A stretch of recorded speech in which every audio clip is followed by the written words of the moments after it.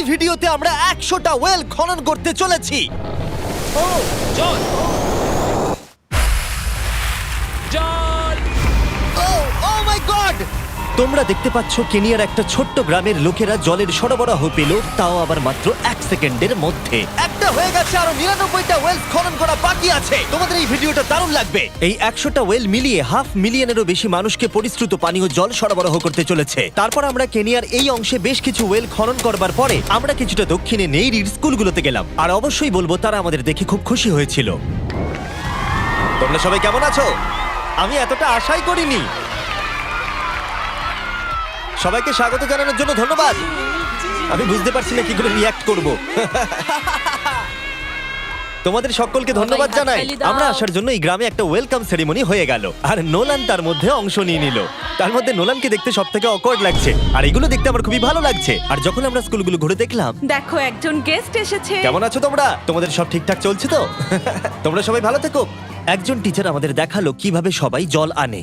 সেটা এই নদীটা থেকে, যার জল খাবার একদমই উপযুক্ত নয়। এখান থেকেই ছাত্রছাত্রীরা জল খায়। হ্যাঁ এটা তো পাগলামি। হ্যাঁ, আপনি জানেন স্টুডেন্টদের ডায়রিয়া, টাইফয়েড, নানা রকম ইনফেকশন হতে থাকে, কারণ আমরা এই জল ব্যবহার করে থাকি। তাই আমরা ওদের যতটা সম্ভব চেষ্টা করি যত্নে রাখার, কিন্তু আপনারা দেখতেই পাচ্ছেন যে কি অবস্থা। কিন্তু জীবনে বাঁচার জন্য জল তো লাগেই। এই পরিস্থিতিটা দেখে আমাদের খুবই খারাপ লাগলো। এই অস্বাস্থ্যকর জল খাওয়ার ফলে বাচ্চাদের জীবন ঝুঁকিপূর্ণ হয়ে যায় এবং কখনো কখনো সংক্ষিপ্ত হয়ে পড়ে। কিন্তু অন্তত এই গ্রামের জন্য আমরা এই পরিস্থিতিটাকে বদলাতে চলেছি। আমার মনে হয় না এটা আমার মাথায় ফিট হবে। আমার মাথাটা অনেক বড়। দেখা যাক আমরা জল খুঁজে পাই কিনা। ও ও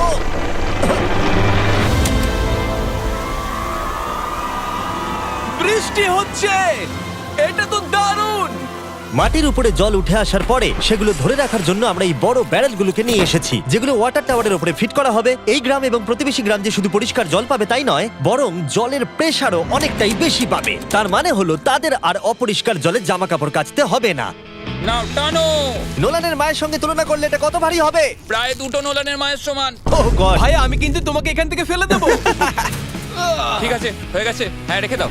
আমরা কেনিয়াতে আরো 20টা ওয়েল খনন করলাম, আর সেটা করবার পরে আরে এখানে তো আরেকটা ওয়েল হয়ে গেছে। চিন্তা করো না, আমার আরেকটা জুতোতে আরো বেশি জল আছে। আর এটা দেখাবো আমরা প্রথম 29টা ওয়েল কিভাবে খনন করলাম। আমরা একটা বড় ড্রিল মেশিন দিয়ে মাটির গভীরে কয়েকশো ফুট নিচ অব্দি খনন করলাম, আর একটা পরিশ্রুত পানীয় জলের বিশাল উৎসের সাথে জুড়ে দিলাম।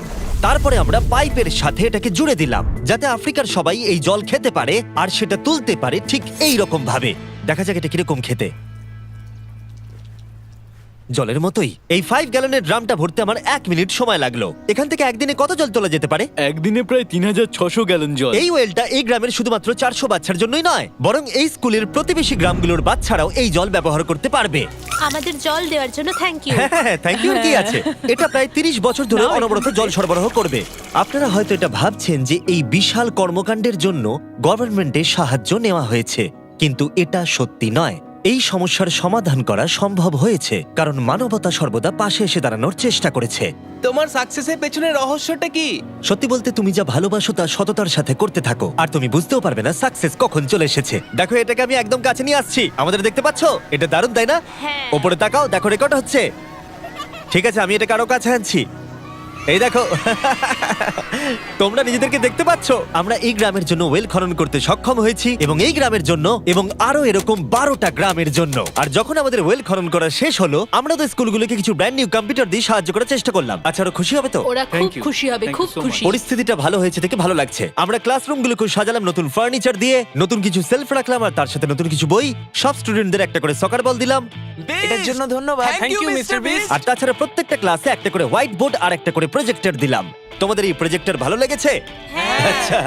আমরা আগে চক ব্যবহার করতাম, তাতে খুব ধুলো হতো, কিন্তু এখন সবকিছু পরিষ্কার রয়েছে। আমরা অনেক ধন্যবাদ জানাচ্ছি। কোনো সমস্যা নেই, আমরা খুব কমই করতে পেরেছি। তারপরে যখন আমরা 45 নম্বর ওয়েলটা খনন করবার জন্য সাইটে গেলাম, তখন আমরা বুঝলাম পরিস্থিতিটা আরো কঠিন। যখনই তাদের জলের দরকার পড়ে, তাদের জঙ্গলের মধ্য দিয়ে কয়েক মাইল যেতে হয়, আর তারপরে আরো কয়েক মাইল যেতে হয়, আর এই যাত্রাটা একটা বিশাল পাহাড়ের মধ্য দিয়ে হয়। আমি খুব সকালে ঘুম থেকে উঠে পড়ি ওই 4টে নাগাদ, কারণ তাড়াতাড়ি আমি যাতে স্কুলে জল নিয়ে আসতে পারি। এখান থেকে এইভাবে জল নিয়ে যাওয়া একেবারেই সেফ নয়। এই জায়গাটা খুব স্লিপারি, পড়ে যাওয়ার হওয়ার চান্স আছে। তাই যখন আমরা ওয়েল খনন করছিলাম ওরা আমাদের দেখালো যে ওরা কিভাবে জল নিয়ে আসে। তোমাদের এই যাত্রাটা দিনে কতবার করে করতে হয়? দিনে 2 বার। দিনে 2 বার করে? ওরে বাপরে, তাহলে স্টুডেন্টরা এই জিনিসগুলো নেয়?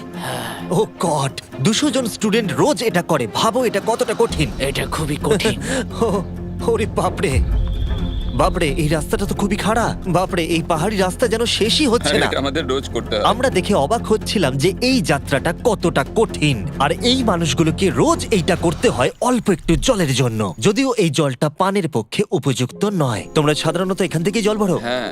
আর জল ভরার পরে এই জাগগুলোর ওয়েট হয় প্রায় 40 পাউন্ড, যেগুলো এই বাচ্চাগুলোর পক্ষে বয়ে নিয়ে যাওয়ার জন্য অনেকটাই বেশি। মহিলারা এইগুলো দুটো করে নিয়ে যায়। ও, তাহলে আমিও এটা চেষ্টা করে দেখব। আর যেই জাগগুলো ভর্তি হয়ে গেল, আমাদের আবার ফিরে আসার সময় হয়ে গেল। তাড়াতাড়ি করো, চলো। আরে এ তো দেখছি একটু ঘামেনি। না না, আমি করব। আর তারপরে কয়েক ঘন্টা কেটে গেল এই অস্বাস্থ্যকর জলগুলো নিয়ে আসতে, আর নতুন ওয়েলটা হলো তাদের স্কুল থেকে মাত্র 10 ফিট দূরত্বে। তাহলে এরা এখন এখানেই জল ভরতে পারবে। আমি খুবই ক্লান্ত। আর তারপরে আমরা পরের গ্রামে গেলাম, যেখানে আমরা 46তম ওয়েল খনন করব। কিন্তু সেখানে আমরা সমস্যার মুখে পড়লাম। আমরা দেখতে পেলাম এই গ্রামটা 2 ভাগে বিভক্ত এই বিশাল ভয়ঙ্কর নদীটা দ্বারা। এর জল এখন বেশি মনে হচ্ছে না, কিন্তু যখন বর্ষাকাল আসে তখন জল তীব্র গতিতে আসে আর এই ব্রিজটাকে ভাসিয়ে নিয়ে যায়। আর এই ব্রিজটা এত গুরুত্বপূর্ণ কারণ গ্রামের লোকজন এই দিকে বাস করে, আর হসপিটাল বা স্কুল হলো এই দিকে। তাই তাদের অনেকবার দিনের মধ্যে এই ব্রিজটাকে ক্রস করতে হয়। এই ব্রিজটা ভয়ঙ্কর হওয়া সত্ত্বেও এটাই তাদের একমাত্র এই অবলম্বন। নদীর যখন জল বেড়ে যায় তখন এখানকার মানুষ, শিক্ষার্থী এবং পশু পাখিকেও ভাসিয়ে নিয়ে যেতে পারে। এর আগে আমরা এই নদীটা পার করতে গিয়ে 3 জনকে হারিয়েছি। এই প্রাণ চলে যাওয়া অপূরণীয় ক্ষতি, এবং তা কখনোই মেনে নেওয়া যায় না। আমরা যেই এটা শুনলাম, আমরা সিদ্ধান্ত নিলাম আমরা সাহায্য করব। সুতরাং যখন এখানে নতুন ব্রিজ তৈরির কাজ শুরু হলো, যেটা তাদের ওয়েলের কাছে নিয়ে যাবে, তখন আমরা 2000 মাইল পেরিয়ে চলে গেলাম কেনিয়া থেকে জিম্বাবুয়ের উদ্দেশ্যে। আমরা আফ্রিকাতে 1 সপ্তাহেরও বেশি রয়েছি, এবং আমাদের আরো ওয়েল খনন করতে হবে। তোমার গা থেকে গন্ধ বেরোচ্ছে। এটা অদ্ভুত, কিন্তু আজকে আমি স্নান করেছি। ঠিক আছে, আমাকে শেষ করতে দিলে আমি হাত ধরে নামিয়ে নেবো। তোমরা কি আমাকে বাকি ওয়েলগুলো খনন করতে সাহায্য করবে? ঠিক আছে। হ্যাঁ।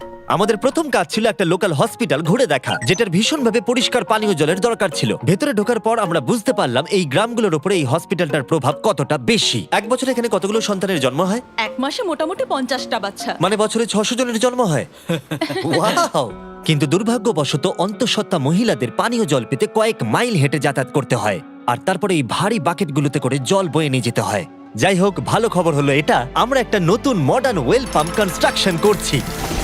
ভালো করে, ওদিকটা। এখন যেটা প্রয়োজনীয় সেটা হলো এগুলোকে চালু করা। যাই হোক, নোলান, তুমি কি তৈরি? আমি তৈরি। ওভার। একটা ড্রামাটিক জুম ইন করো। নোলান, আমি বাটন প্রেস করলাম, জল কি পড়ছে? জল পড়ছে। তোমরা একবার গিয়ে দেখবে নাকি? হ্যাঁ, চলো যাওয়া যাক। আমার ভালো লাগছে যে মানুষকে আর জলের জন্য বেশি দূর যেতে হচ্ছে না। এর থেকে ভালো জিনিস আর কিছু হতেই পারে না। এখানে নোলান খুবই ভালো ডান্স করতে পারে। ও তোমাদের সাথে নাচবে। আমাকে সবসময় নাচ করতে কেন বলে? দেখো ও কি করছে। হে ভগবান, আমি আমি আমি এটা আর দেখতে পাচ্ছি না। পরিশ্রুত পানীয় জলের সরবরাহ নিশ্চিত করে দেখলাম এই গ্রামের অনেক স্টুডেন্টদের যাতায়াত করতে সমস্যা হয়। তাই আমি ডিসাইড করলাম সবাইকে নতুন বাইসাইকেল দেব। আমি জানি এখানে অনেক বাচ্চা আছে, কিন্তু আমাদের কাছে অনেক বাইসাইকেলও আছে। পরিষ্কারভাবে বলে দিই, আমি সাইকেল চালাতে পারি না। জিমি শুধু সাইকেল বিতরণ করতে পারে। কোনোদিন চালাতেই শিখিনি। চলো তোমাদের নতুন সাইকেলগুলো চালাও দেখি। 3, 2, 1, চলো। ও, সবাই আমাকে বেরিয়ে যাচ্ছে। খুব সাবধানে, আমি কিছু চালাতে পারি না। কারোর সঙ্গে আমার ধাক্কা লাগবে। তুমি কি চালাবে এটা? ঠিক আছে, যাও চালাও। ঠিক আছে। সাইকেল বিতরণ করবার পরে আমরা ওয়েল খনন করা চালিয়ে গেলাম যতক্ষণ আমরা পৌঁছলাম ওয়েল নম্বর 69। এই সোলার পাওয়ার্ড ওয়েলগুলো বিশেষভাবে ডিজাইন করা হয়েছে গ্রামের কৃষকদের জন্য। চাষের জন্য প্রয়োজনীয় জল সরবরাহের পাশাপাশি শস্য এবং গবাদি পশুর জন্য, এমনকি ড্রাই সিজনেও আর কোনো বিদ্যুৎ ছাড়াই। প্রত্যেকটা প্যানেল 200 ওয়াটের। এটা পাম্পের সাথে অ্যাটাচ করা আছে। এই পাম্পটা প্রতি ঘন্টায় 5000 লিটার জল তোলে। বলতে গেলে এই গ্রামে আমরা আনলিমিটেড জল পাচ্ছি। এটা দুর্দান্ত। জিম্বাবুয়ে থেকে চলে আসবার পরে আমরা চেয়েছিলাম আফ্রিকার সমস্ত জায়গায় জল পৌঁছে দিতে। তাই আমরা আরো ওয়েল খনন করলাম উগান্ডাতে, সোমালিয়াতে এবং ক্যামেরুনে। যদি আপনারা আরো বেশি দেখতে চান, তাহলে আমরা খুব তাড়াতাড়ি ফিলান্থ্রপিতে আরেকটা ভিডিও আনতে চলেছি। এই গ্রামগুলোতে সময় কাটিয়ে আমি পানীয় জলের উৎসের গুরুত্ব কতটা তা বুঝতে পেরেছি। কি করে এটা চাষে সাহায্য করে, ফসল ফলাতে, কিভাবে হসপিটালের জন্য পরিষ্কার পরিবেশ তৈরি করে, এবং সবথেকে গুরুত্বপূর্ণ হলো পরবর্তী প্রজন্মের শিশুদের জন্য একটা সুস্বাস্থ্যকর জীবন উপহার দেওয়া এবং তাদের ভবিষ্যৎ সুনিশ্চিত করা। আমরা বিশুদ্ধ পানীয় জল পেতে অনেক অপেক্ষা করেছি। জল হলো জীবন। এবং স্থানীয়দের সাহায্য নিয়ে আমরা নতুন ব্রিজটা তৈরি করতে সফল হয়েছি, যেটা এই গ্রামবাসীরা পরবর্তী 100 বছর ব্যবহার করতে পারবে। আমাদের জীবন এখন সুরক্ষিত, আমরা সব একসঙ্গে থাকতে পারবো, দুশ্চিন্তা দূর হয়ে গেছে। এই ভিডিওতে আমরা 100টা ওয়েল খনন করে অনেকের জীবন বদলে দিয়েছি, কিন্তু এটা যথেষ্ট নয়। তাই এই ভিডিও ছেড়ে যাওয়ার আগে আমি রিকোয়েস্ট করছি beastphilanthropy.org/wales এ যান অথবা ডেসক্রিপশনের লিংকে গিয়ে সম্ভব হলে কিছু টাকা ডোনেট করুন। আমরা এই ভিডিও থেকে 1 টাকাও প্রফিট করছি না। আমরা এখান থেকে পাওয়া টাকার পুরোটাই কাজে লাগিয়ে দেবো ওয়েল খনন করতে, যেটা তোমরা ভিডিওতে দেখলে পৃথিবীর চারিদিকে। আমি জানি এটা শুনতে খুবই অদ্ভুত যে একটা ইউটিউবার এই সবগুলো করছে, কিন্তু কাউকে তো এটা করতেই হবে। কিন্তু জানি না এটা কারা করবে, তাই আমরা করছি। আমরা যতটুকু করতে পেরেছি তাতে অনেকের জীবন বদলে যাবে বলে আশা করছি। আর ফাইনালি 100তম ওয়েল। ও মাই গড, আমাকে ক্ষমা করে দাও।